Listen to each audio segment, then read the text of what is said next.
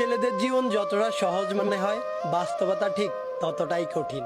সবার চোখে একটা ছেলে যতটা স্বাধীন, বাস্তবে একটা বয়সের পর সে ঠিক ততটাই পরাধীন।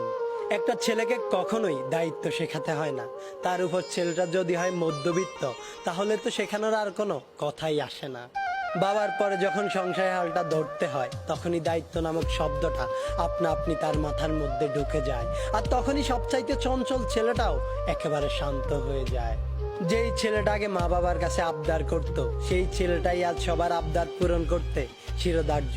যেই ছেলেটাকে কোনো কিছু না পেলে রাগ করত, সেই ছেলেটাই আজ নিজের শখ বিসর্জন দিয়ে ছোট ভাই বোনের শখ পূরণ করতে ব্যস্ত।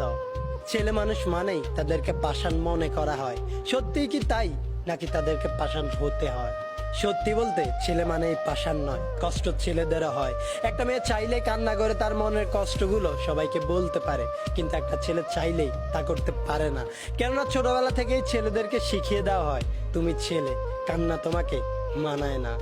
আর এই একটি কথায় তাকে হাজারো কষ্ট বুকে চেপে নিয়ে হাসি মুখে প্রতিনিয়ত সবকিছু মেনে নিতে হয়। ছেলে হয়ে জন্ম নেওয়া যতটা সহজ, ছেলে হয়ে বেঁচে থাকাটা ঠিক ততটাই কঠিন।